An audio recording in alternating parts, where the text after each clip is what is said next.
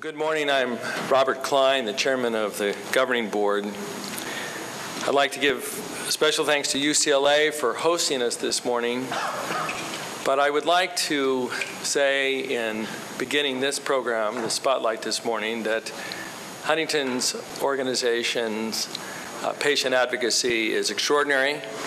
I have tremendous respect for the passion, intensity, and tenacity of the commitment of the Huntington's organizations.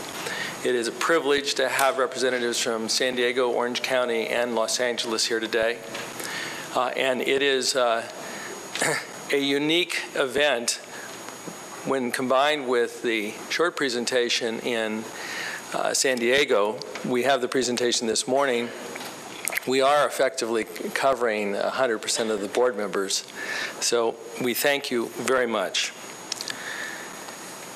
It is a fight for Huntington's disease that hopefully will change remarkably in the next decade, but the leadership of that fight will be carried out by the great scientists and physician scientists that populate our research institutions and the biotech industry in this state and every state. One of those individuals of tremendous renown is Dr. Oswald Steward, who is on our board.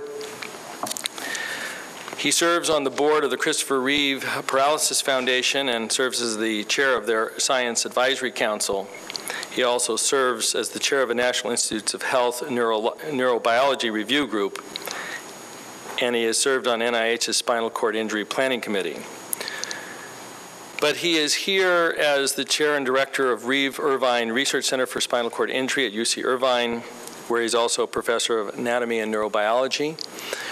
Oz Steward is a remarkable member of our board, and it is a privilege to have him present this program. Oz?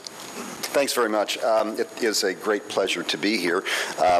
As Bob mentioned, I am on the board as the patient advocate for spinal cord injury.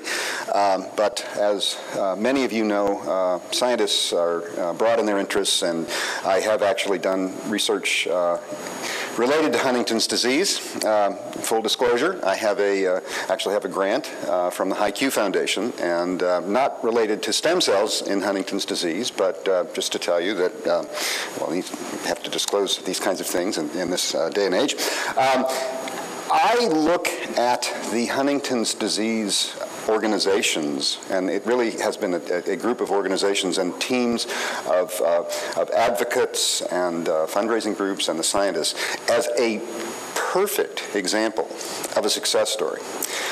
What we have learned over the last 20 years in Huntington's disease has led to both major understandings and also real hope for new treatments and cures. And I think, as a scientist who's only really peripherally involved, of the great success that has come from the discovery of the disease, of the gene that is affected in Huntington's disease, and such a wealth of information. And I just have to say, this was done as a team effort, a remarkable number of people, a collaboration between public and private funding organizations and scientists. And the scientists really worked together in a way that was remarkable. And I just have to say, Leslie Thompson, in the front row here, stand up, Leslie, is one of the people who was on the paper that recorded the discovery of the gene, and just a tremendous effort. We, in other diseases, have so much to learn from the essentially organizational structure that they used then and continue to use now. And so it's really a great pleasure to be up here introducing some of the people who have been involved in this. So we'll hear this morning from Dr. Robert Pacifici, who is the director, I guess, I'm sorry, I'll tell you later, of the Cure Huntington's Disease Initiative. And this is one example of a kind of structure that has great promise for developing new treatments and cures. We'll hear on the scientific side from Dr. Hans Kierstead from our shop. And finally, we will end then with a presentation by Francis Saldana to tell us really what it is like to live in a way affected by the Huntington's disease.